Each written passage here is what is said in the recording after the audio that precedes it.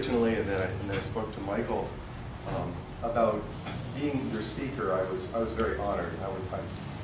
I've lived in Laguna. I don't live in Laguna Beach right now, but I've lived in Laguna Beach for 8 years. My kids went through the school system here, and my brother is in the very back of the room. He is a Laguna Beach resident, and we work over in Irvine, but I have been working all over the world.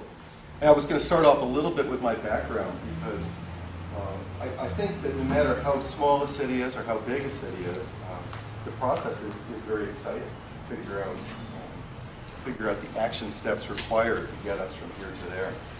I came out of grad school and I worked for the New York Power Authority. So we were a large electric utility serving about 5,000 megawatts in New York City. We had all the hydro generation at Niagara Falls. We had nuclear plants, we had coal plants, we had gas plants, we had all the transmission in New York State. And it was a thrill after grad school to join a major utility. We were doing about $5 billion a year in sales. And I was in the strategic planning group, and that was a major responsibility. We had a nuclear plant that had some maintenance problems up the Hudson River. It was a huge liability. We had all the hydro generation at Niagara Falls, which was a huge public benefit that had to be used to the best of our ability. I left there and I went to a place called Rocky Mountain Institute. Some of you have heard of Amory Lovins, Amory and Hunter Lovins. I was the first energy program director. I still own a house right next to the institute in Snowmass, Colorado. And at that point, we were doing one of my very first projects. We were working for the governor of Arkansas. We were doing an energy efficiency potential study for some guy named Clinton who was down there, who was asking, just what is the potential for energy efficiency in Arkansas? And so we were delving into the lighting sector and space heating, space cooling, drive power. Most people don't realize that motors use half of the electricity in the United States. That's an interesting statistic. But we were looking at all the sectors, and then we started traveling all over the world and advising different countries and different cities. And we did a very robust consulting business for U.S. utilities that had been on what we called the hard path, and we were introducing the soft path, which was a combination of maximizing energy efficiency and coupling that with renewable energy, and only where needed, using highly efficient forms of fossil fuel generation. A few years back, I was asked by David Freeman, who was the general manager of Los Angeles Department of Water and Power, if I would come and become the director of energy efficiency for the city of Los Angeles. And that was a huge question mark in my mind. I was living in a solar house up in the Rocky Mountains, and a stream chugging by, and the thought of moving to Los Angeles, that I called the land of conspicuous consumption, seemed really awful. But then when I thought about my career and what my passion is, which is to use energy really responsibly, I thought this is the place for me. So I came to LA. I had about a $40 million budget. We had 23 universities, world-class airport, world-class port, 1 million residential customers, 180,000 small businesses, oil refineries, the whole bit. And here's your job, Ted, go out and make a difference. Let's cut back on usage. Bouncing around a little bit, but before I came to Los Angeles, I worked for something called the Urban Carbon Dioxide Reduction Project. And how many of you have heard of ICLEI, International Council for Local Environmental Initiatives? They're running the Cities for Climate Protection program. A lot of their materials. They are a support group for the Mayor's Conference on climate protection. And I had I guess now in retrospect, the honor of being in their pilot program, which is called the Urban CO2 Reduction Project. And we wrote in the early 90s, we wrote a CO2 reduction plan for major cities throughout Europe and throughout North America.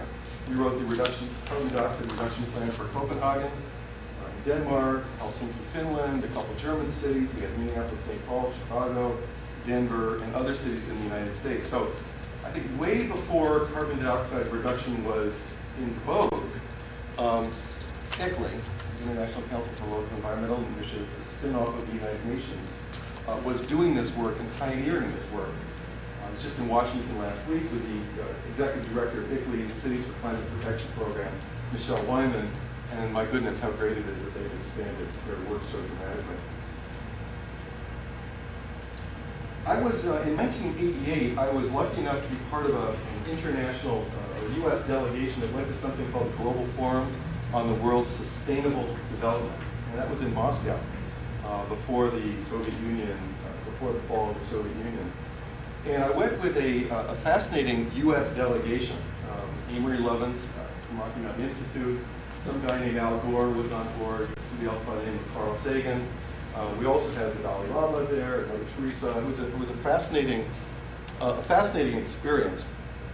And at one point during this global forum, this guy named Gore got up and he gave a talk. And during his talk, which I thought was brilliant, he got more and more worked up, and he drew a graph that I think all of you will recognize. I'm not going to spend a whole lot of time dwelling on the problem. We're going to talk about solutions today.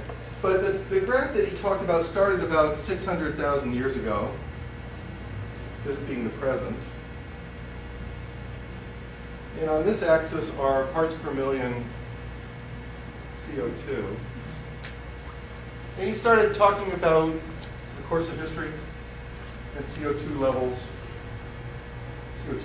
being around a couple hundred parts per million. And there was a few ice ages along the way. This has all been verified through ice core samples. And then all of a sudden we're hitting the 1900s Industrial Revolution, and you know the story here, that the CO2 levels start climbing. We're now at 350 parts per million. And if we experience business as usual, by the year 2050, you know, I think maybe you saw this in the movie, The Inconvenient Truth, where he went up on the scissor lift, and he just kept going up and up and up and up and up, and finally he hit 650 parts per million. Not quite sure why he stopped there. And Gore would get so excited about this speech. So I heard him give that speech in 1988 in Moscow. He's given it about 2,000 times. Right. But he got so excited, he was climbing onto a chair here. And of course, he almost fell off, and there is a sort of a famous clip of him being so excited about CO2 levels, which most people could care less about until now. One time he fell off of his chair, and he crashed, or he had a little step ladder, and he crashed. So they got him that scissor lift. To make this point that, for many years, we've all sort of debated, is global warming happening? Is global cooling happening? Should we really call it global climate change? Is it within the realm of normal fluctuations of the environment, or is it a phenomenon that we really have to take seriously? Before I go on, let me ask each of you to just very quickly tell me who you are, how you fit in, and in a word, how you feel about beginning this whole process of climate protection in Laguna Beach. We're a broker interested in housing and the environment that fits in. Above all, Is the what? It's a quotation of the title. Above the land is everything. Above the land is everything. Great. And how do you feel about going into the process? It's a balancing laws of physics, but what comes out has to be equal. It's like heat of exchange. I'm Donna Lopez, and I've been a citizen here in Laguna Beach since last December. I've been in Orange County. I spent a lot of years in Orange County. And I think many, many years I've been concerned about what's happening to our world. And so today I just decided to attend and hear a little more about what we can do about it. Great. Dennis Silverman from the Department of Physics at UC Irvine. I've been lecturing on what to do about energy in the future, and I'm anxious to get my hands dirty doing something. Joey Jones, I'm a physicist as well, professor of radiology at UC Irvine. Very interested in this issue. Good. I'm used here at the bar. I'm a student of environmental science from Cal State Long Beach, and I'm doing the interpretive workshop. And I want to do as much research as possible for the climate change issue. How do you feel about the challenge? I think it's going to be economically and environmentally beneficial to all cities, all of us. the plus sign instead of the minus sign. Very good. I'm Bill Rain. I live in South Laguna, and I'm an engineer. And I've been reading in Scientific American and natural history for at least 20 years about climate change, but it wasn't until recently that I thought that it really made a big difference, or that anybody could do anything about it. When I found out that people were doing something about it, and couldn't resist the challenge. Could resist the challenge. Good. Larry Black, local property owner, and I'm curious about solar energy and if the city is really allowing business and property owners to install solar energy because of the hassle. Ann Johnson, I'm a member of the Planning Commission, and my husband and I belong to a lot of green groups. He's a very, very green person, and I'm interested in how we can bring this into the conversation as part of our local planning process. My name is Max Isles. I'm an environmental science graduate.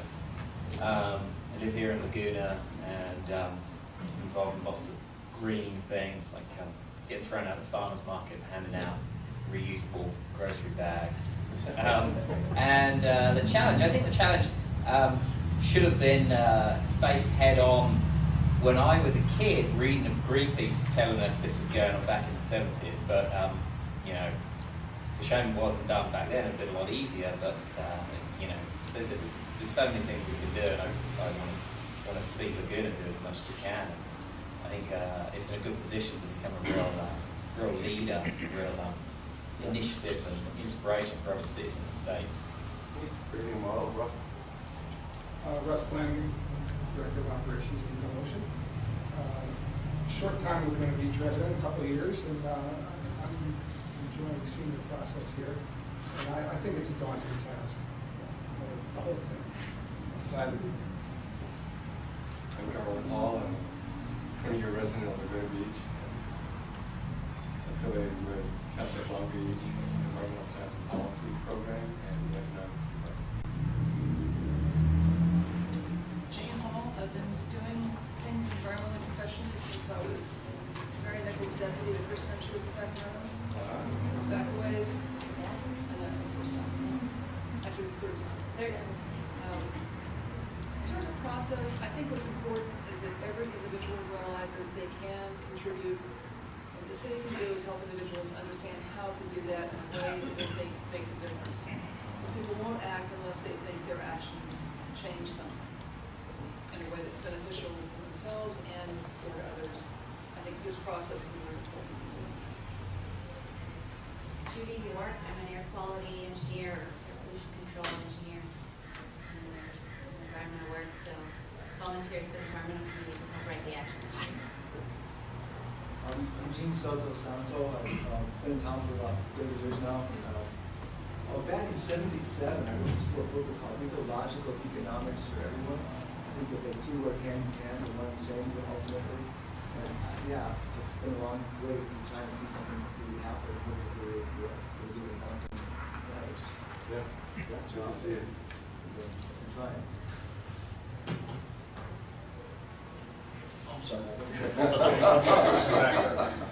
Mike Phillips, I'm the city's staff liaison to the environmental committee, and at some point I'll be helping, I suspect, try and implement the conclusions that this group makes and try to somehow make it work as public policy.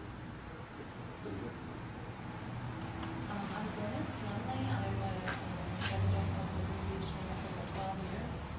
I'm originally from Canada. And just a concerned citizen, basically, just see the changes since the time I've been living here, and changes on Laguna Beach, and concerned and ready to help implement anything that I can. I'm Mariah Lumley. I go to Laguna Beach High School, and I'm just concerned about our environment, so. Hi, I'm Kimberly Wheat. I'm visiting from the Bay Area, so I'm here for education on, it's a concern everywhere. My name is Lisa Marks. I'm a resident here. I work pretty hard on the last couple of years for native habitat preservation. And how I feel about this is I feel just humans are, society is, potentially beautiful and capable of great things, and I also feel it's a daunting feeling as well. I'm Tony Eisman, I'm mayor of Laguna, and I'm sitting here thinking about a conversation I had after Al Gore was not made our president, and I was talking to someone who voted for Ralph Nader, and I got in his face. I said, "Well, what do you think now?" And he said, "It's fine. It's got to get worse before it'll get better." And I don't think any of us could ever imagine that worse could be this worse.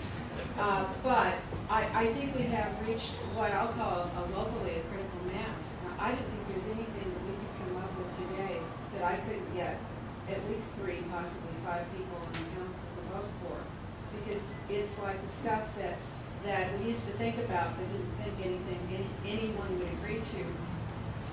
Everybody's agreeing now. So it's our job to figure out what the policy is going to be, and your question about solar is important. We make it hard. We make it hard for people to have gray water. So we have all kinds of nuances in our building codes that need to be changed. I'm Brenda Stouffer, and I've been involved with environmental issues since over 30 years ago. I started with producing wildlife documentaries on threatened and endangered species in Aspen. And I've always been interested in the environment. And I think we're at a point now that it really frightens me that we're at a tipping point. And so I would like to think globally and act locally and see what I can contribute. Gary Robertson, I am thrilled to be back in this wonderful city where I used to live, and from where I was recruited to help create the United Nations Environment Program. Moved from this wonderful city to Geneva, Switzerland, to an office in the United Nations to create the United Nations Environment Program. Created in our canyon the Environmental Art Stewardship Festival, the first one that was done. Thousands of people showed up, and because of that, I was strangely recruited to help create the United Nations Environment Program. I'm back here again because I love this place, and I love you people. You shall know the truth, and the truth shall make you free. Where there is no vision, the people perish. This is a vision again. Congratulations. Thank you. Tom Gervin, resident of Laguna Beach, and I'm a member of the Environmental Committee. This is very, very encouraging. This gentleman that just spoke is a credit to him and what we have here and what we're really getting underway. He came from Long Beach. There's a bus strike. He thumbed here and got 2 rides to get into Laguna Beach. I think that's an admirable thing, and it shows interest. I think the great thing is we're very fortunate to have Tony Eisenman, a prime mover in the country, in the city, and we've got Ann Johnson of the Planning Commission, a prime mover in the city. We have Mike Phillips, a representative of the city staff, water quality. We are now gaining interest. Ladies and gentlemen, it's not for us that we're working today. It's for our children. There's very little that we're going to leave them if we don't improve something that we're doing. And so we, from the Environmental Committee's point of view, and I'm sure any of the representatives of the Environmental Committee will say, hey, thank you for coming, and don't be afraid to tell a neighbor that we're operating. Thank you. My name is Michael Hogue, and I'm really fascinated with the relationship between land planning and transportation. And the reading I do suggests that we have answers to fix the problems. We need the political will. So I'm really pleased that we have an elected and an appointed official here. And I think education is key. Thank you. Tom Osborne. I'm on the Environmental Committee. I'm a professor of history at Santa Ana College, and one reason I'm here is I want to make a little history and not just be recording it. And my study of history has told me that almost all of the major reforms in our past have been brought about by groups of people in rooms like this, and not by the national government. You can go back to the ending the slave trade in Britain, ending slavery in the United States, women gaining the right to vote, civil rights.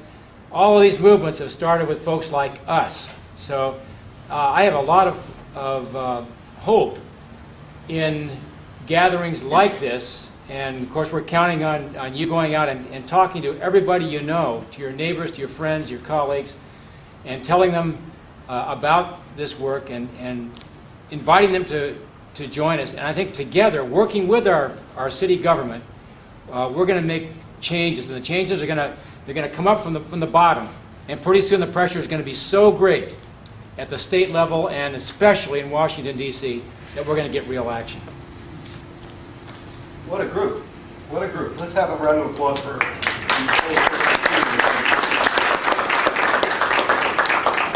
impressive. I just wanted to give you a couple pieces of context from my shop called EcoMotion, which is based in Irvine. We are the implementers of the Solar Santa Monica program, and we're very involved in solar. We would love to talk to you about solar, and Russell, who's in the back, is doing solar site assessments on a daily basis, dozens of them, and we are involved with the implementation of solar in Santa Monica, where the goal, by the way, is to solarize 17,500 rooftops by the year 2020. In fact, the city of Santa Monica's goal is to be electricity independent, or more technically a net zero electricity importer by the year 2020. That's pretty awesome. That's a very major step, and that means maximizing energy efficiency.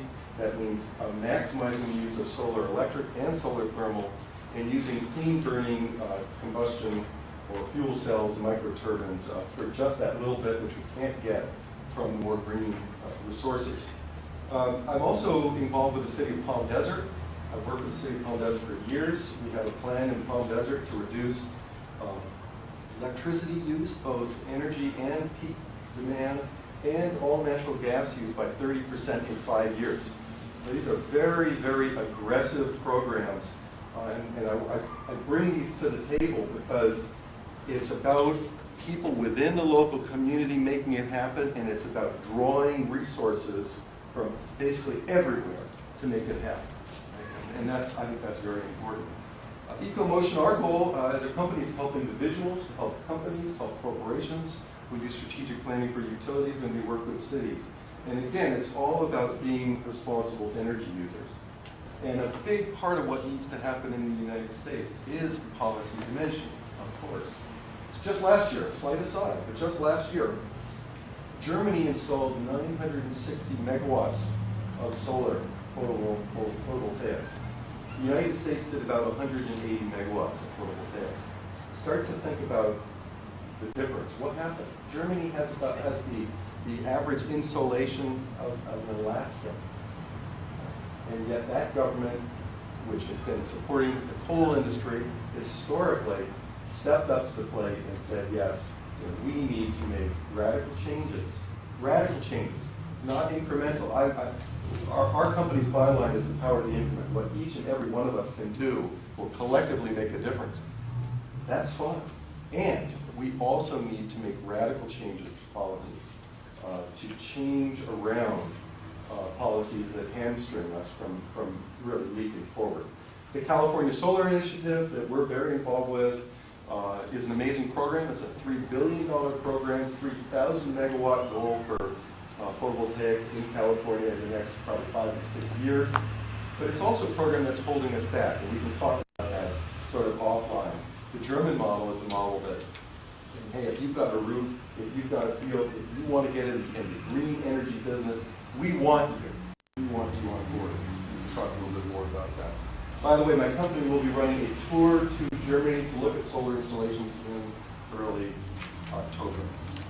I think the macro picture is something that I just want to spend a couple of minutes on so that we're all on the same page. And it's always useful for me, frankly, to go back and to look at the numbers again because they're so They're so big, they're so alarming, they're in units that I don't use, gigatons, I don't use very often.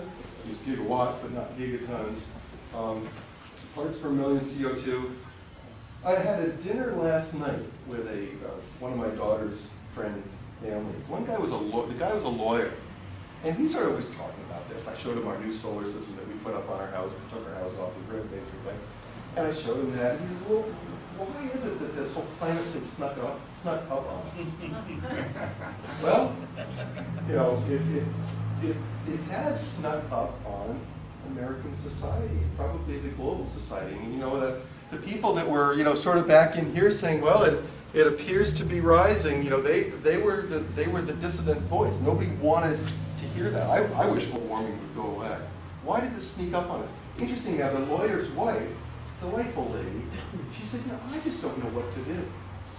And I think all of us in this room know what to do. We know what to do about our transportation patterns, we know what to do about our building shell, we know what to do about our electricity, we know what to do about our natural gas, we know about land use planning, integrated land use planning so that our needs are optimized. We support CSAs, we're all over the place, right?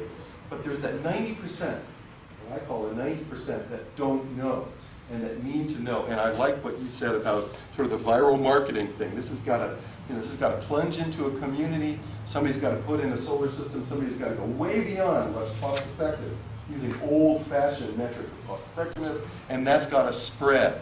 And people have to feel empowered. All of my neighbors are coming over to my house and I'm looking at our solar system. So how much does that cost? Oh, you're going to save $44,000 over 30 years. That's pretty good. How much did it cost you? $12,000. Wow, that's interesting. Where are the pipes? They all think it's solar thermal.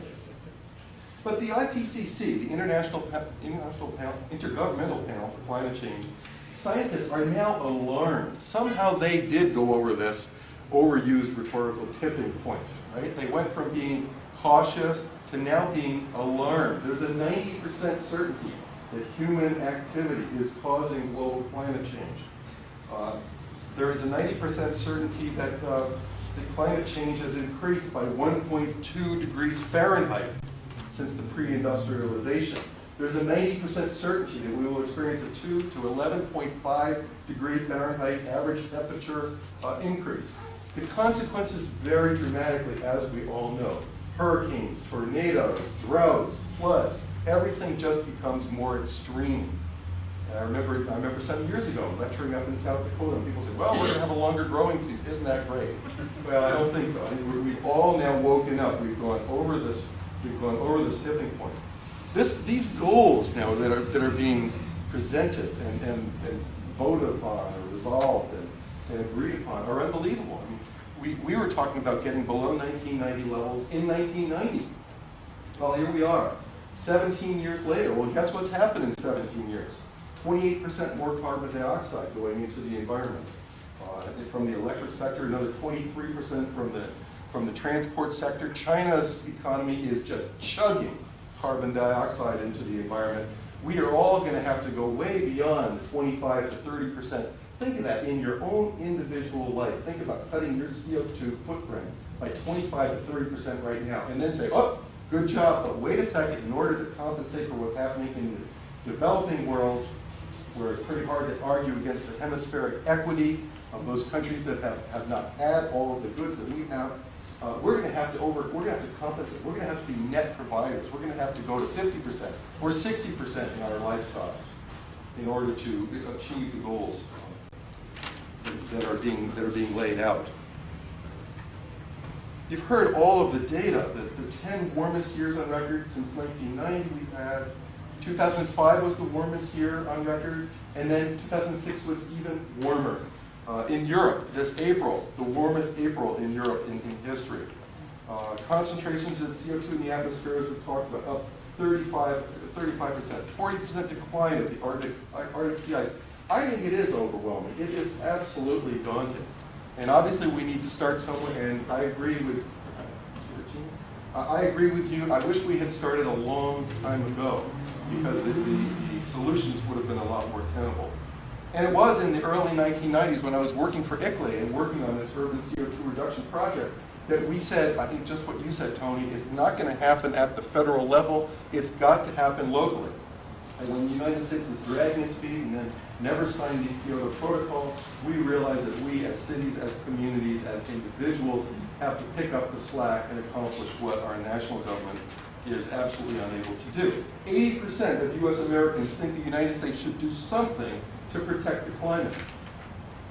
But who's willing to pay for it? How does this get accomplished? And what's the cost of not paying for it and not accomplishing it? Obviously it's a lot greater. The United States emits 30% of all of the world's carbon dioxide emissions, for 5% of the population. You've heard that number. We're emitting about 1.8 gigatons of carbon dioxide a year. I figured this out this morning. If I've got my math right, that's each of us is responsible for 6 tons of carbon dioxide emissions each year. That's about 2 or 3 cars, right, worth of weight in atomic weight of carbon dioxide going into the atmosphere. So how do we address this? I want to spend, I know that you're all working as a committee on the baseline inventory. And that's one of the things that we worked on years ago in Europe with major cities. Just erase that. See what happens. Just erase that other side. Let's go back. I think we're okay. Oh, did it just fall down? Yeah. All right, I think it's okay. You do it in race, we can erase the other side if you want to.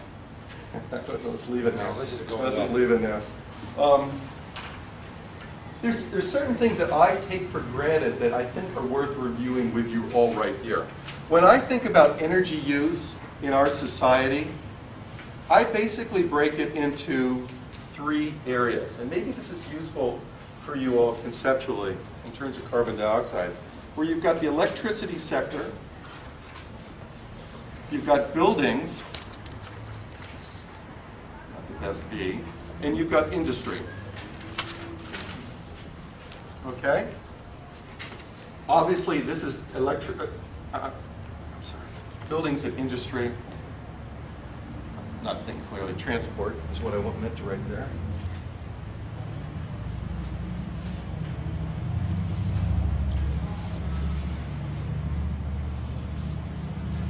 And obviously, there's some overlap. Transport, obviously, about 95% dominated by oil. It's a biggie. We've been talking about transportation for years. Electricity in the United States, what's the biggest source of electric generation? Coal, 57%. Right?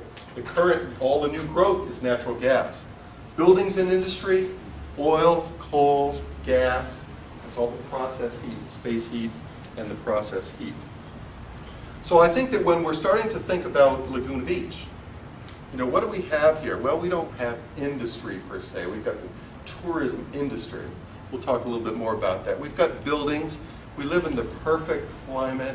We need very little heat. We need very little air conditioning. That's one of our great assets. Sure, electricity, transport. Still, obviously, we're all very dependent upon transport. Now, I'm going to focus on electricity just for a second, which has been my career, and take you through a typical day where in the morning, if we have power plants up here on this axis, number of plants. In the morning, obviously, people are just waking up and starting to use power. The sun is coming up. Buildings are getting hotter. People are getting hot and bothered. West glass is starting to receive its first sunshine. And our power system peaks out, and we have this thing called peak demand, which has been one of California's big energy problems. In my view, there's 4 responsible ways to think about fulfilling our electricity demand, and I think it's also related to these. Number 1, we cut the waste. How many people think they could find some waste in their homes? I know I can. I know I can. Who says they can't find any waste in their home? Really? Very good. Very good. Number 2, and if we cut the waste, we typically end up with something like this. We reduce the load profile, and therefore we reduce the number of power plants, and therefore we reduce the carbon dioxide being released into the environment. The second thing is increasing efficiency, technology. How many people have CFLs in their house? Compact fluorescent lamps in their house. How many people have Energy Star appliances in their house? Sure, most of us do. We are that 10% that's basically done it. We still find out in the community, we find people that have never installed a compact fluorescent lamp in their home. They don't understand the economics of it. They don't understand that every single light bulb that you install, we used to buy them in lots of 10,000 for $2 each, that every single light bulb that you install will save $50 of electricity over its lifetime. In the electric sector, we have, so anyway, we end up with more efficiency, and all of a sudden we've pushed down this need for power generation. It's responsible for about 1/2 of all the carbon dioxide in the United States. The third thing is we manage the load. Because this peak demand right here causes all sorts of problems in California. Of course, this peak demand caused the power crisis in 2001. And there's all sorts of ways in the commercial sector and in the industrial sector that we can pre-cool buildings, and we can go into industries, and we can automate industries and change work shifts and all, so that we've managed the load. And all of a sudden, and I don't think that this graph, as rudimentary as it is, I don't think this graph is too far off. When we were doing all those potential studies for Bill Clinton, and then we did potential studies for utilities and cities all over the world, we found that if you do that in the electricity sector, you cut about half of your demand for power plants. And then you end up with an area under the curve, and how do we get that? We've got to start thinking about number 4, which is green power, and all sorts of options for green power. You know, we talked a little bit about solar. We've mentioned solar here in Laguna Beach. Not the best solar regime, right? We've got the marine layer here. We also have a lot of trees up in Santa Monica. We're kind of battling. Santa Monica is very proud of planting more trees, but we want more solar. So how do we juxtapose those two policy initiatives? But there are still major opportunities, and the German example gives us great hope. There are major opportunities for photovoltaics right here in Laguna Beach, and for solar thermal right here in Laguna Beach to supply a significant portion of our power requirements. In Santa Monica, solar will fulfill about 1/3 of the city's 150 megawatt requirement. Energy efficiency will fulfill even more than that, more like 40%, and the rest will be done with fuel cells and microturbines, forms of generation. The solar can also take place out in the desert. We can also be buying green power services from the desert. California has very aggressive renewable portfolio standards. So there's a lot of ways that I think that we need to start thinking about these 4 steps of cutting the waste, increasing our efficiency, managing our load in terms of time of use, and being responsible to our energy systems and to our power systems so that we don't have blackouts and brownouts. And then we need to, each of us, start to think about how to fulfill the balance of this capacity with green power. And when you start to think about transportation, these same 4 actions are also relevant. I mean, how many times do you go to the market when because you forgot something, you were just disorganized? Or how many times do you take redundant trips somewhere? I think we all do that. How many of us have hybrids in the room? Or fuel-efficient cars? Congratulations. Right? So we're all moving forward. But hybrid now, my Prius gets about 45 miles to the gallon. Well, that's pretty good. I used to have a car that got 22 miles to the gallon.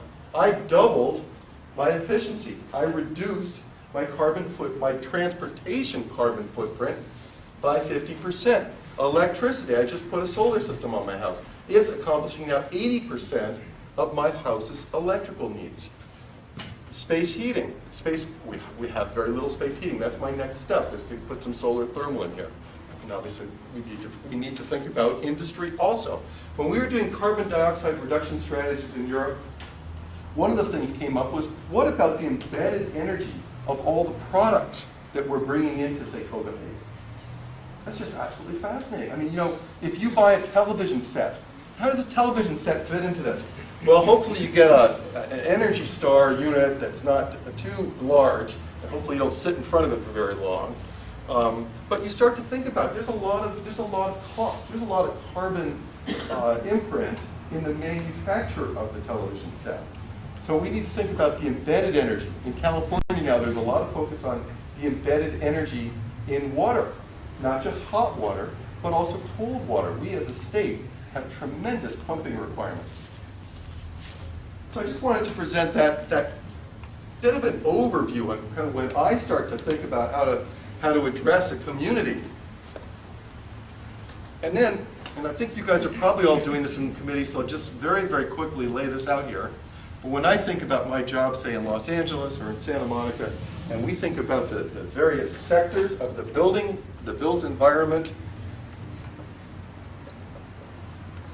we've got homes, the residential sector. And within the residential sector, we have single family, we've got apartments, we've got condos, different ownership patterns. Has a lot to do with how we get policies and programs to them. We've got absentee owners, obviously, here in Laguna Beach. We've also got the difference between new construction, which can be handled largely through ordinance, say going 10% above Title 24, which is what we're doing out in Palm Desert. We can also have remodel ordinances and resale ordinances. So at the time of resale or remodel, and of course that's been done in Berkeley and San Francisco and a lot of other progressive cities. We've got businesses. Again, we've got some ownership issues that we've got to deal with when we're starting to think about how we get to the businesses. We've got industry, and obviously it's mostly the hotel and tourism industry here. And then we have something that I love, this term I just learned in the past couple of years, called the MUSH sector. Anybody know what that stands for? Municipal facilities, which are typically use about 1 to 2% of the energy and have about 1 to 2% of the carbon imprint in a community. Municipal, universities, schools, and hospitals. And these are very different because these are typically nonprofit organizations that have different kind of tax ramifications for different kinds of actions that they would engage in there. So now I want to shift to some of the goals that I see around the country and in particular in California, and to start to think about the orders of magnitude that we have to achieve. Sorry, before you go on, just to ask a few questions about the solar. Yeah. We have a couple of great physicists here, and we've had Dennis and I've been emailing, so I want to, kind of put all the cards on the table, okay? And when we use the N word, nuclear power, because we've been having this discussion, Dennis has brought up and challenged and said, well, looking at the payback for solar as compared to a nuclear power plant, it's really staggering, and it's something that we should really think about and address. Because, and Dennis, this is your numbers from your email, okay? But he looks at it and he says, okay, if we're going to put if we're going to spend the money to put 1 million solar panels on the roofs, if each system is about 3 kilowatts, it's not a lot, and it takes, 100 square feet per kilowatt, that's $20 billion that we're going to spend on solar power on those roofs. And that power that's produced from all of those million roofs, that's about the power that comes out of half of a nuclear power plant. Took that same $20 billion, you could build, again, Dennis's numbers, sorry, you could build 10 nuclear power plants. That means adding to the 5 we have in the state, that would provide 60% of the power needed by the state for all of our current electric power use. So I would challenge, I'd love to probably afterwards challenge most of the numbers that you laid out there. Solar crossed over and became cheaper than nuclear in this country a number of years ago. But what's the the important payback thing, period? well, Let's just say for one house, what's the payback period right. for that one Take my house, project? take my house, 15 years. The payback on a nuclear plant is typically 30 years. Nuclear plants are amortized, and all conventional power plants are amortized over 30 to 40 years. But what's the payback on the solar on your house? 15 years? 15 years. 15 years, it's got a rate of return of about 12% over a 30-year period. We invest $12,000, we save $44,000. This debate about nuclear is something that I love. But I don't want to take all our time here getting involved with it, because this debate has been going on for years. None of the issues, none of the reasons that nuclear has been put on the back burner have gone away. We've got all of the safety issues, we've got all the central plant issues. Imagine in this day and age of terrorism, imagine how vulnerable a nuclear plant is, all the griddle power arguments. I would like to think that there's a panacea, and I would like to think that there's a central station panacea. You know, there were times when we talked about having big mirrors up in space, and the central, I think it's fair to say, you guys would probably want to jump all over me, and that's okay. But I think it's fair to say that the centralized solutions haven't worked to our energy and environmental issues. And what works are decentralized systems. There's a big debate, even within the solar community in California. Do you go rooftop by rooftop? Do you say, well, there's a rooftop over there. Oh my God, that's got some shading issues. How about that rooftop? Well, that's got some vents on the south side. Oh, well, there's a flat roof over there. But oh my God, the owner is an absentee owner, and he doesn't care about this or that. He doesn't want anything to happen. Versus putting large central solar plants out in the desert. Single-axis trackers, much more cost-effective. I would say in that debate, let's do both. We need both. But the nuclear debate is one that obviously has been loud and vocal and heated, much more heated in Europe than it ever was in the United States, and will be a major fight. And if we have that fight, we will lose another 5 or 10 years on this march towards a sustainable energy platform. So. What happened to server alone? I think stop and take it. It's still operating. It's still operating. Okay, the auction agreement that if you put a standard plant in the desert that's not photovoltaic, you get comparable energy prices to the other utilities. And that's a fine solution. And you're going to use the grid, even no matter how much you put on your roof, you're still going to use the grid to turn on the lights at night because there's no sunlight. And but it's just it seemed like the high cost of putting all these computer chips on the roof. And so one of the most expensive things you could ever buy is used computer chips. Yeah, $20,000 per roof. And you can just use conventional mirrors and heat up oil and use turbines in the desert and get it much cheaper. And even people, Australians are putting photovoltaic in the desert, and it's only costing them half as much for the same power. So it just seems that I think we've just been overboard with environmental good wishes on committing ourselves to spending $20 billion. It only costs you $12,000. It costs the taxpayers $8,000 for the $20,000 system. Actually, the ratepayers. Ratepayers, it would have been by a plant in the desert. But yeah. Good point. So if you look at it, you get 3 gigawatts out. If you put 3 kilowatts on each roof, you get 3 gigawatts out for $1 million roofs. But the sun doesn't shine all day long. You're not tracking the sun. You're not at the maximum angle except for 1 day a year at high noon. Let's do that. Let's do this. Let's elevate out of this debate. The number is 1/5. But whatever you built the maximum roof and paid for your maximum roof power, the average power you get on a 24/7 basis is only 1/5. So your 3 gigawatts reduces to about half a gigawatt, which is half a nuclear power plant, but you're spending enough to build 10 nuclear power plants. Can we have this conversation at the end of the meeting? I would love so we can move on and cover as much ground as we can, and then everybody that's interested in this debate. Thank you. I think that's exactly the direction we need to move in, because we asked our speaker to come in and to share his thoughts with us, and I'd like to move back in that direction, and then we'll have questions from us more toward the end. Yeah. Please go ahead. Okay. Moving on to goals. And the mayors for climate protection, that's fantastic. There's 582 or now? Yeah, 590. 590. 67 million people. Talking about a 7% reduction from the year 1990. in 5 years. So based on our growth rates of carbon dioxide from 1990 to 2004 to 2007, and plus the 7%, we're looking at, I'm figuring, we're looking at having to cut between 25 to 30% of our carbon dioxide in 5 years. It's an extremely aggressive goal, but it's not the only one.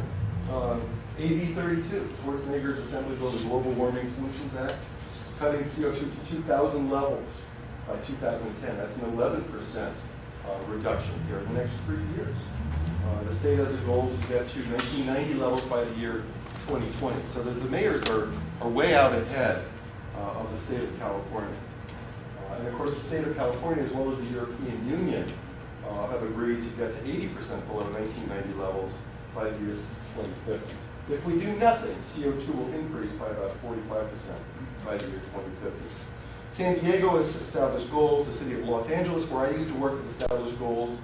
San Jose has established goals. Germany, Britain, Japan have established goals. These are absolutely remarkable levels that are being talked about. And they're being talked about because these are the levels that the world scientists are saying have to be achieved to stabilize the climate. So what are the solutions? And how do we shift from being overwhelmed or daunted by the challenge, dismayed by the lack of action that's taking place? How do we get towards solutions? And what are the policies that can be put into place? And it gets us back to each one of those sectors. Actually, the U.S. Mayor's Climate Protection Agreement has a fantastic list of solutions. ICLEI maintains a fantastic database of solutions and programs and policies that have been developed all over the country in different parts of the world. I agree with what somebody said, I'm not sure who said it. The solutions are out there. At this point, there needs to be the will of the people, the will of our leaders to move towards policies and programs that make sense. Policies, I think, are really good for new construction, for remodel. They're really good for giving different kinds of local incentives. In Santa Monica, if you drive a hybrid, there's no parking fees. But things like that are just easy things that I think that cities can do. And I don't know all the things that Laguna Beach has done, but it would be very interesting to take a look at all of the quick hits, the very simple opportunities that can be captured right away. Programs. I'm of a mind that what you all are engaged in right now is not just a discussion, but the beginning of a movement. And I am also here to say that I think that the movement is going to cost money. I don't think it's a volunteer-only effort. I think there needs to be significant municipal leadership, and whether that comes from a foundation support or a benefactor, or whether it comes from the city's general fund, or wherever it comes from. This movement can draw upon the utilities for all sorts of incentives. It can draw upon the federal government for tax credits, the state government for tax credits. But I think that what it's going to take is going to be concerted effort. I can tell you up in Santa Monica that there's about 12 people working full-time on the movement up there. And that is a community that's already predisposed to moving forward. So we are working to bring down the cost of solar by certifying contractors. We're working to bring down the cost of financing by establishing preferred financial partners. You know, we're out in the community going door to door, going into homes and helping people to figure out how they can lessen their carbon footprints in those homes and in those businesses. And I believe that it's a program that needs to take place. I also think that maybe your committee could spend some time as you begin to map out this myriad of policies and opportunities, different partnerships, and if you do create a program, to start to think strategically about how you capture the interest of that other 90% of the people. Or maybe here in Laguna, maybe it's not 90% of the people that are not predisposed. Maybe it's only 10%.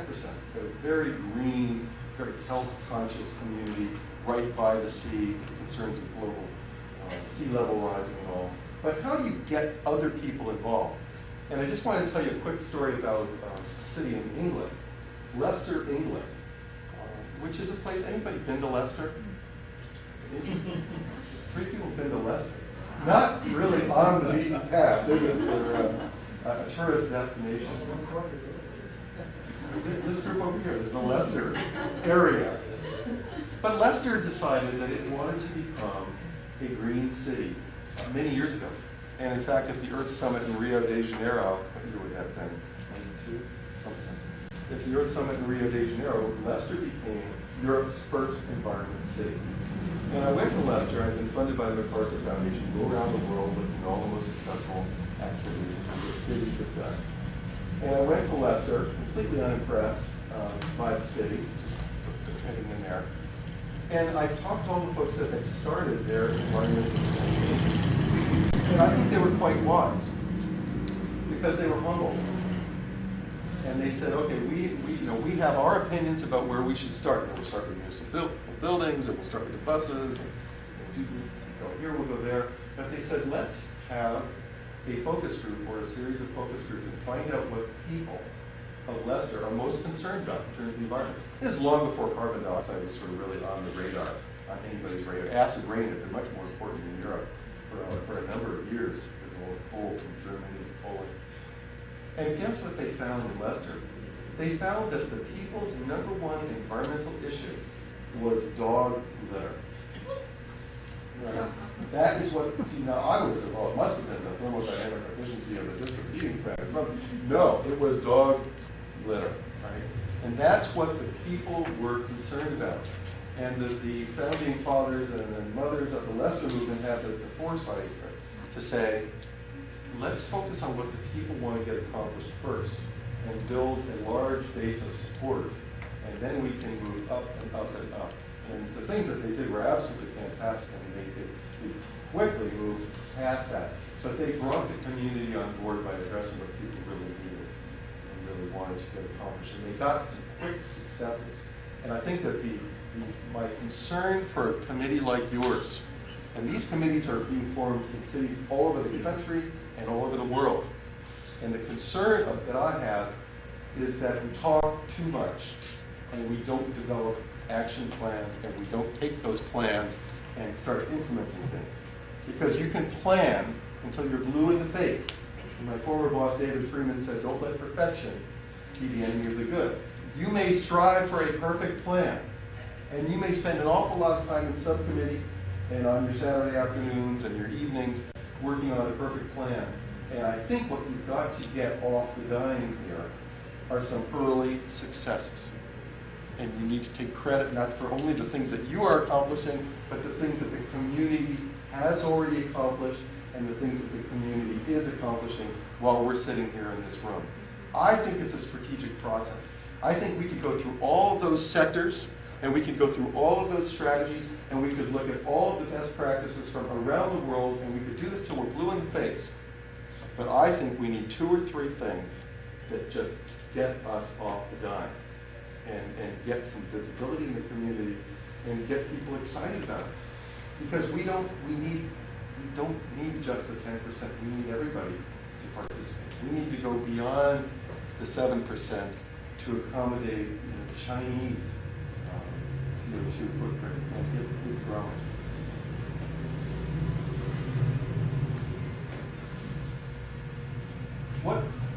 To start off a conversation in that, what do you think? How would you start in Laguna Beach? I mean, where would you start? Would you Santa Monica now, when you go to Santa Monica and you rent a room in Santa Monica, do you know that there's a surcharge you can check off on your bill that takes care of your carbon footprint for your travel to and from Santa Monica? Pretty cool, right? A lot of business people are coming to Santa Monica and they can just check that off and that goes to their businesses. That's fascinating. We're working up in Mammoth. We've got all these condos up in Mammoth. People come in for a ski week, they just turn up the heat. Turn up the heat. 76, 77 degrees. And then they're out skiing all day. So we're looking at key card systems and tourism.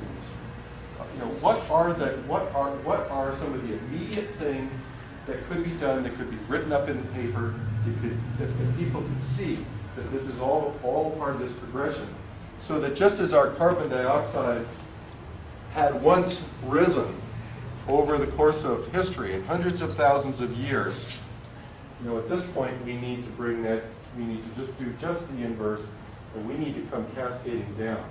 And people need to see that this is going to enhance the quality of their lives, this is going to make their businesses more robust, this is going to give us a better value for living here in Laguna Beach.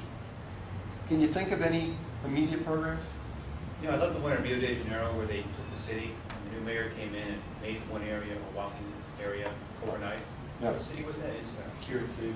Yeah. And I thought, you know, what about a weekend sample of what it would be like to not have driving in on a little area of forest? Yeah, nice, nice. I was in Hanover, Germany, which is where they manufacture Volkswagen. It's a major industrial town, and somebody had this harebrained idea. Let's just take, I can't remember the name of the main street there. Let's just take that and turn it into a pedestrian mall. And people say, this is a car city. You can't do that. You can't do that. Well, of course, it's become, you know, this thriving marketplace. And it's a great idea. Of course, a lot of cities, Boulder, Colorado, Santa Monica, all have created promenades and been very visible. Other ideas? Nobody knows where to start. How about the planted a bunch of trees in the parking lots? Walk parking lots and absorb. I like that. You know, one of the ideas that I've had lately is that we need to become net providers. You know, in California, if you put in a solar system, you get past the economics that you put in a solar system, the maximum you can do is offset your bill. It's a rule called net metering. That's crazy. You know, Germany, it's like, hey, you know, however much roof space you've got, we'll take it, we'll pay you for it. I like this idea that we could become net providers, that a parking lot, which is usually a drag, it's a heat sink, it causes the urban heat island effect, that could actually cool our cars, which would reduce our air conditioning, use of HCFCs, and also could be a carbon sink of I like that. I'd like to attack the city fleet of buses and municipal vehicles. Not them all run on electricity or biodiesel.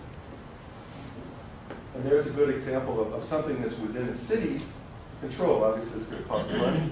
There's going to be financial ramifications. The people are going to have to be supportive of that, but it's within the city's control. That's sort of an interesting way of looking at it. We talked a little bit about those sectors, but what's within the city's immediate control? You know, what's within residents' purview? What's within businesses' purview? What are the biggest businesses in town? Out in Palm Desert, the largest hotel many of you have been to is putting a megawatt now of solar on its rooftop. Fantastic. You know, could we get the biggest property owners here in Laguna Beach to step up and say, I want to be a solar champion, or I want to be an energy champion, or I want to be a climate champion? Well, that was what I was going to address. I think we need to communicate to the business community, especially the businesses that are putting in new structures, how much money they can save in the long. I mean, they're amortizing their buildings way out. Why? By using energy efficient strategies, they're going to be able to reduce expenses. And I think that all needs to be formalized. Yeah. And that I would just say is where I think there's quite a bit of staff time required. Because we are now going in Santa Monica, we are going to homes and businesses, and we evaluate all their utility bills, and we take a look at their building shell, and their lighting systems, and their HVAC system, and their rooftop potential, and then we do an analysis for them as an honest broker. And then when they see the economics, which is what you're suggesting, when they see that case, or that brief, then they can say, yeah, that makes sense to me, or no, it doesn't make sense. Okay. One thing I think is a great shame about that is, with the solar thing, is when the occupier of the building, whether it's residential or commercial, doesn't own the property, the owner of the property has no incentive because they can't charge for electricity. Yeah. There's also, you know, there are all sorts of barriers. And, you know, I've done this sort of lecturing in front of people that have had hostile audiences in many cases. And everybody throws out the barriers. You know what the neat thing is? There's always a solution. Here's a solution to that. And what's something that I've been pushing the Edison company to do for years. They should own the solar system on our roofs. It's the equivalent of having a solar plant out in the desert or having a nuclear plant placed somewhere. It's the same. They're in the utility business. They're a most capital-intensive industry in the United They States, have that. and they should own that. They do, they have that. They have programs where they'll own for commercial, they'll own and operate the solar system and then just sell you the power. At a Yeah, those are great called rate. power purchase agreements. It's not done by Southern California Edison, but Edison, it is that's done right. by Sun Edison and other. Sun Edison private company. Okay. Sun Edison. Sun Edison is a spin. It's a Harvard Business School project. Not quite. You were mentioning Leicester, and all over the UK, well, at least in London, and I believe in Leicester and many other cities, and it may be all over the UK, that there's different price points for use of energy at different times of day. So in the UK, there's a tremendous incentive to, for example, do your laundry at night, Right. which is a very simple thing women can do, you know, and I do all the time because I'm a night person. Well, men can do that too. Actually, men would have a hard time with that. Yeah, it would be very hard. Well, time of use pricing is very important, and we will ultimately go from time of use to real-time pricing, which is an even more accurate signal pricing. And that's a good example of how a city can get involved either through the Council of Cities or the League of Cities or the Mayor's associations, where you have to take a policy position. I mean, to get a rational rate structure in place requires going to the Public Utilities Commission in San Francisco, and I think Laguna Beach has got to be at the table. Several people haven't spoken, so let's get to those in half a second. I would think it worthwhile to consider starting with education of the people of Laguna Beach, both residences and businesses, by informing them through newspaper articles or city newsletters that there's an international standard, a goal for energy consumption, which is 1/4 of a kilowatt hour per square foot per month, and get people looking at their utility bills, adding their electricity and gas bills together to see how they compare. Then follow up later on with ways, if you're over that standard, here's the ways that the things that you need to think about to consider. It's getting people raising their consciousness of it in a quantitative fashion. Yeah, we have in town these things called mansions. And people come in and want to build huge houses. And it seems that we should have a sliding scale, that the larger the house, the more it costs to do this, and maybe capture that money and in turn spin it over to no fees for any kind of permits dealing with energy efficiency. Okay. And what I was thinking though is, as I understand, the biggest user of energy in the state is water. And that we are really looking at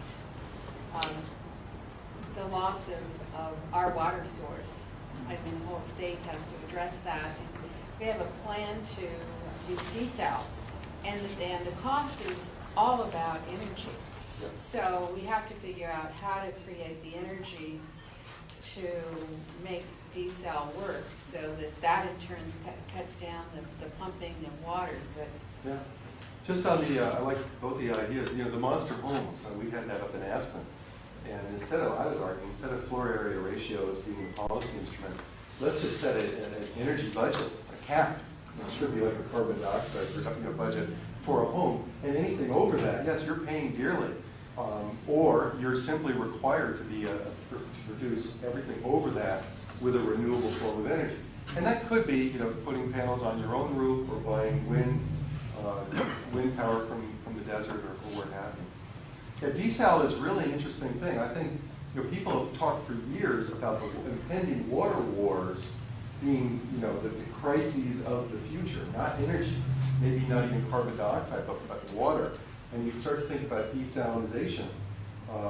It's really fascinating. Could we do desal with a renewable form of energy that would, say, with photolysis, split water and take all the salt out in a way that was just ongoing. So maybe if you had a big home in Laguna, some of the power would be going to create more water from Laguna. Just a simple idea. In Laguna, we have a residence parking permits. They're the same regardless of what size car you drive. And if you could tie something where if you have a Prius, it's a much lower price, and if you want to drive a larger car that gets more gas mileage, much higher price. Very simple. Yeah. One thing that the city does is not energy efficient. They don't allow Energy Star roofing, which means a white roof. Yeah. So that causes you to use more air conditioning. Is that something the city can change? Absolutely, local building codes. Well, Irvine doesn't allow clotheslines. How crazy is that? I mean, you have to use a dryer, no clothesline. And, a lot of cities have had issues with the kind of panels that you put, solar panels, that you put on your roof. And we're dealing up in Santa Monica, we're dealing with the Architectural Review Board. We've been dealing with the Coastal Commission in one property. Go ahead, Jane, and then next. I want to go back to water for a minute, because we're in a drought. And that's going to lead to mandatory water management fairly soon. And if we can tie the energy savings that come with conservation on a short-term basis in people's minds, yes, you're being required because there's a drought right now, but there's also carbon reduction and other benefits, including less runoff. Then when the drought eventually ends and people become more relaxed about it, maybe that ethic of water conservation for other reasons would stick. Yeah. It's an opportunity, it's really a three-fer. It's runoff, it's energy, and it's water. Yeah. And it's a good educational opportunity because people will be aware that yes, we have to conserve, but there are other benefits for doing that. I think that's a great point. And there's also, as I was coming here today, I was thinking about the whole focus on carbon dioxide. It's a huge crisis. I don't mean to minimize it, but it's kind of the crisis du jour. I mean, when I started out, we were concerned about acid rain, and then we were concerned about thinning of the ozone layer, and then we were concerned about the Gulf War, and then what we're talking about is taking care of the planet and realizing that all of these resource issues are interrelated and need to be thought about, and the costs are multiple, the benefits are multiple. I think what would be a nice thing for Laguna is, which would help to reduce traffic, is what's happening in some other cities. Lyon's had good success with it. Paris is installing a whole lot, thousands of bicycles all around the city. There's these places you can rent bikes, and then you just take it back. You don't have to take it back to where you started from. I'm here and I want to get across there. And Laguna's pretty small and pretty compact, especially the downtown area. And if we had a lot less cars on the roads, because people are on bikes, it'd be nicer for the people on bikes, and it'd be nicer for the people in cars as well.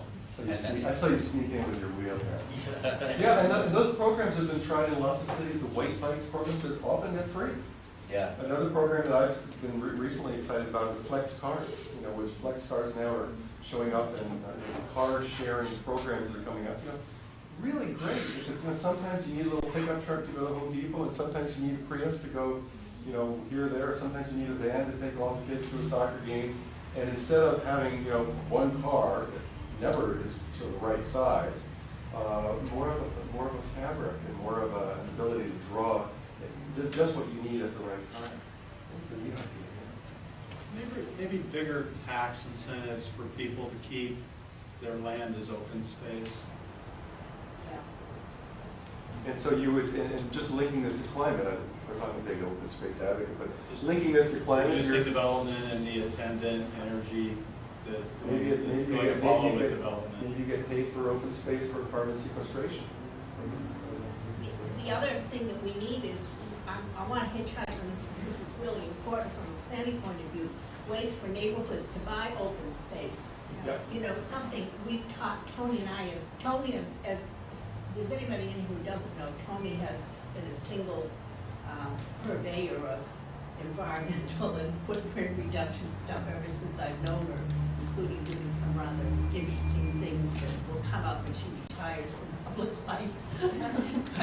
But we've talked about this. We have a model for undergrounding in town. If we had a model like that for purchasing open space, especially open space, these parcels that are within neighborhoods, that would be, and that's something that I think could be very easily done, by the city. You just need to coordinate. Exactly. Yes. Exactly. Right here. The city of Riverside made a mistake in their general plan and they lost 23,000 trees. It used to be the city of trees. maybe the general plan should be under court jurisdiction to make sure that the trees that are there don't go away under new general plan. Save the trees. So maybe the general plan should have an element for The trees. Yeah, yeah. Have you any experience or successes in bringing biodiesel into a city, incentivizing some of the gas stations? Not personal. Yeah. Not personal. I think that would be a great option. Because most of us stay local if we drive a diesel. Air toxics, big problem. I'd rather have something that's not a carcinogen. Well, I think what you point out is that there really are. There's all these trade-offs, and that's what's going to stymie the planning process. Really, I mean, even within this room, I can just feel the tension. We've got sort of the central, sort of power plant folks, and we've got the decentralists, and we've got the open space people, and we've probably got developers. And I know, like the whole ethanol thing, the cellulosic ethanol. And is that really the answer, or well, wait a second, now we're going to be taking arable lands out of food production, we're using it for energy, and so these are all the things we need to hash out. Good, all of them. So the biodiesel we're using now is 85% diesel, only 15%. No, I'm at 100%. Biodiesel 100. Oh, 100%. That's biodiesel. The rest Okay, of it's that's gas. different. Yeah. Okay. The city of Laguna Beach does an annual report, 4 glossy pages, and they have a crime report. It could have an energy report once we do our inventory. So we use this amount of calories this year, and then what do we? And so just a kind of a way to get people thinking about it, Yeah. kind of a larger picture. That was how in Mexico City, Manuel Luis Guerres, who was a professor at the University in Mexico City, he got a little indicator put on the top of the newspaper, and it was related to lead levels when they had leaded gas. And by constantly publicizing the levels, he was able to raise public awareness. I like that idea. Santa Monica has a sustainability report card that's probably 25 pages long. You can count the number of vegan meals. I mean, it's way out there, but it gives people. I always read the water quality report. Yeah. I've seen throughout looking at what other cities have been doing that energy audits, the city can coordinate energy audits with South California Center, the electric utility, and do like all sorts of low rate weatherization services, insulation retrofits, and lighting retrofits in residential and commercial buildings that would really help energy efficiency. That's a great comment. We've had a lot of experience with that. There's tremendous programs that are out there, the Edison programs, the gas company programs in particular. California is spending about $1 billion a year now on energy efficiency. I mean, we are spending as much money on energy. This is a dream. This is my dream from 20 years ago. Could we be spending as much money on energy efficiency as we do on power plants? And the answer is yes. At this point, we are. We're basically offsetting all the new growth in power plants through energy efficiency. But what we need to do as a city here is to make sure that the residents, and this gets right back to the education comment I think you made, we need to make sure that everybody really understands what's available. Because there are tremendous programs out there. Yes, you can have an audit. You can call up today and you can have somebody come over to your house, not in particular, but the other 90%, to really see what's going on. Most people are not aware of all the different rebates that are available and all the different services that are available. So I agree. And that's something that I think that the city can coordinate.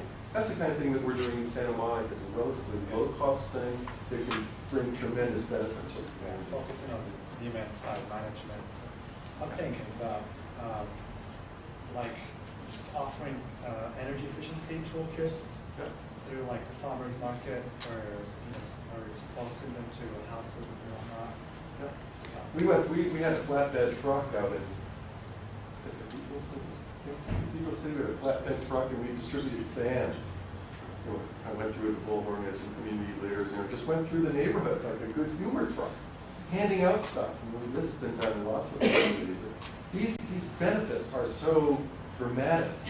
And another thing that we could talk about in a longer discussion here in Laguna is how to really take advantage of Edison monies and partnerships, what they call partnerships. Irvine's in a partnership that I used to run with the Edison company. We brought all sorts of preferential funds in. Palm Desert has just gotten $14 million energy efficiency partnership put into place with Southern California Edison. These funds are out there. Clean tech funds are going through the roof. If we wanted to get into establishing loans for people and businesses or resorts to do energy efficiency projects, solar projects, or what have you, there is so much clean tech capital out there. All we need to do is figure out how to get it here. And that's where it gets back to this my whole notion of Laguna needs a movement. Laguna needs people that are way beyond just planning, but that are day in, day out being those advocates, showing up at every single one of those farmers markets, being out there, going to all the key accounts in town, working with the water agency, working with the local utilities, and just completely taking this on. Wells Fargo has established a multi-billion-dollar green fund. Let's make this Wells Fargo right down the street a model bank. That's what we want. In Santa Monica, you mentioned the power purchase. You mentioned the power purchase agreements now, where you can get into solar with no money down. Guaranteed 10% discount on your power bill for the next 10 years. Wild oats. Every wild oats in the country will be solarized. Well, we want the Santa Monica one to be solarized this year. Right? So there's things that we can do collectively to accelerate the pace of change here and the pace of climate mitigation here. Ted, you have mentioned, I think you've gotten a lot of really good suggestions that we can think about as a work group. I'd just like to have you talk just a few minutes about some of the cautions. One of the cautions you mentioned was avoid the paralysis by analysis. Do something.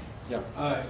In your experience in working with cities, do you have any other cautionary tales that any other advice you'd give us, things that we might want to avoid? Don't get involved in the nuclear issue too much, because that can sidetrack us and we won't get any of this stuff done. Well, what else? A major one that comes to mind, Tom, is just this unfunded activities. I mean, we need to think about this, right? A lot of what we're talking about is going to cost money. It's either going to cost the city out of the general fund, or we're going to lose tax revenues, or we're going to lose building permits by waiving fees for solar permitting or energy efficiency retrofits and all. But this is my number one concern, is that people are thinking that we can make this change to a sustainable society without investments. I think it requires investments. And many of us have money in savings accounts or treasury bills that are earning certain interest rates. You can actually do better in the sustainability space if you do it knowledgeably. But this is requiring people to invest in things that they really never invested in before. This is requiring a city to say, okay, we've got our budget here, and we've got police protection here, we've got fire here, we've got all these various services that we're providing. Now, on top of that, we've got to do planning for climate change. I was just back in Washington last week and a meeting with a guy from the EPA, and he said there's two kinds of planning now in the United States, brand new. There's planning for business as usual, all the questions, things that you bring up, cost effective, what's the payback? Hey, what's the payback if we don't do it, right? Then there's planning for climate change. But guess what? We may not be able to run that 57% of our power generation right now that's coal-fired capacity. We may have to knock all that out. We can't just be thinking about meeting future load growth. We have to start thinking about all the area under the curve. So I just think we have to, I know it's a hard thing to deal with, but we have to get real about the money side of it. Yeah. We have to get real about it. Not free. It's not free. There's going to be costs. So this gets us back to that whole strategic process. Let's just say that we go through all those sectors, you do all that inventory work, right? You get that 5-step Cities for Climate Protection program, right?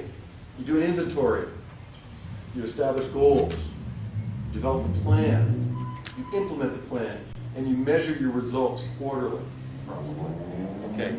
How do we go through that? Now, when we get to that planning stage, you may have 100 different action steps in your plan.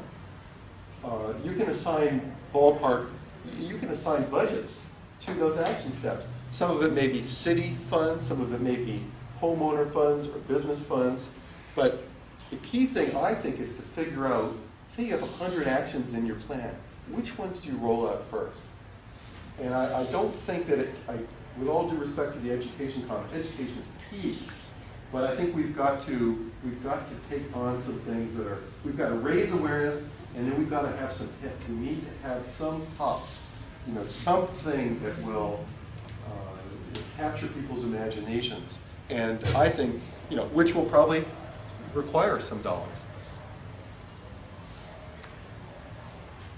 Any other cautions that you would share with us?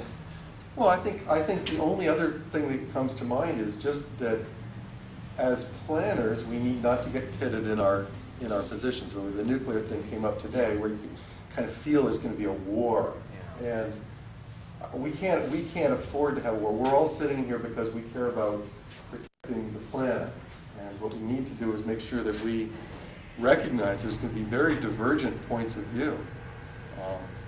So we have to work through those. You started by saying that Laguna isn't the ideal place for solar because of our marine layer. How significant is that for our community? Yeah. I think where I live in Glendale, I have something like 4.5 hours per day of what they call average insolation. And I think Palm Desert, Russell, is about 6 hours.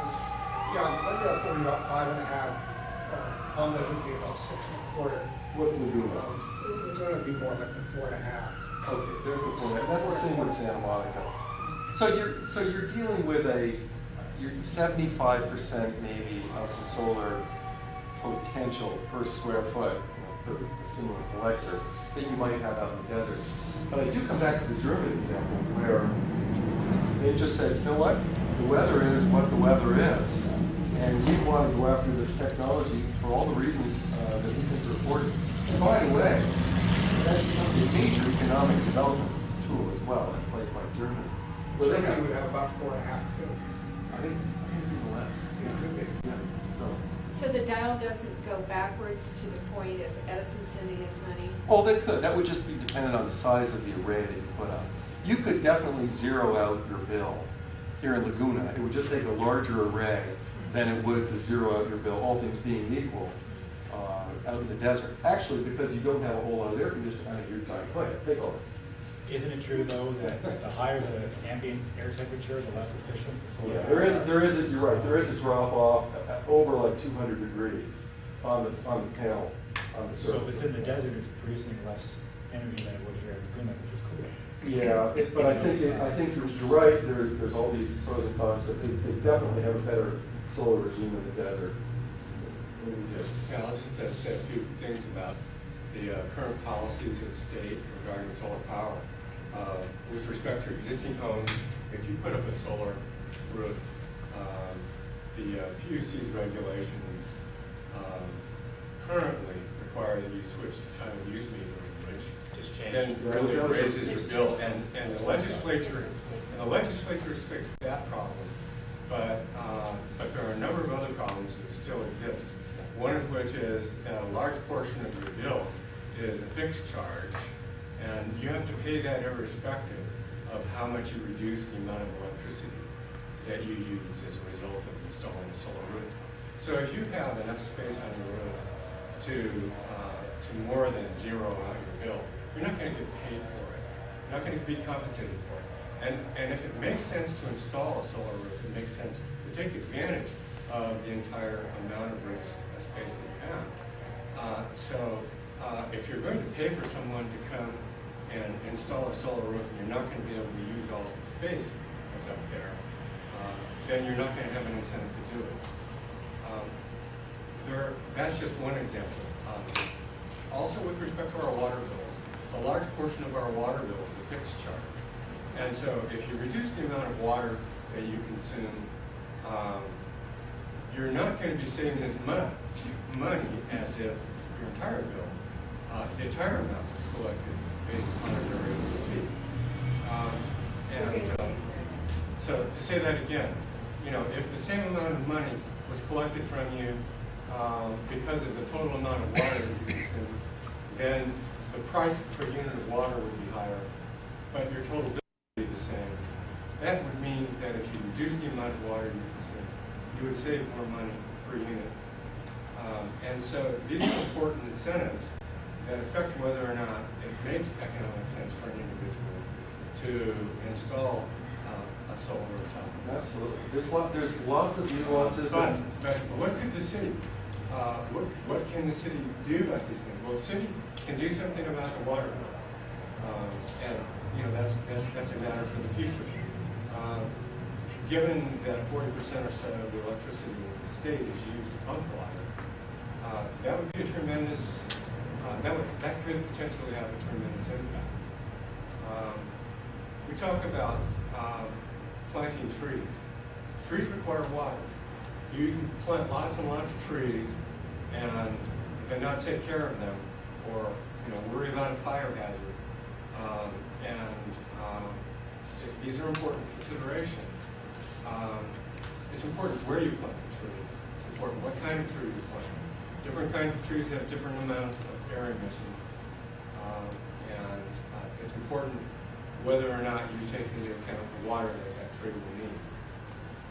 And so, these are important things. This is not an area that had lots of trees all over the hillside here before people built homes.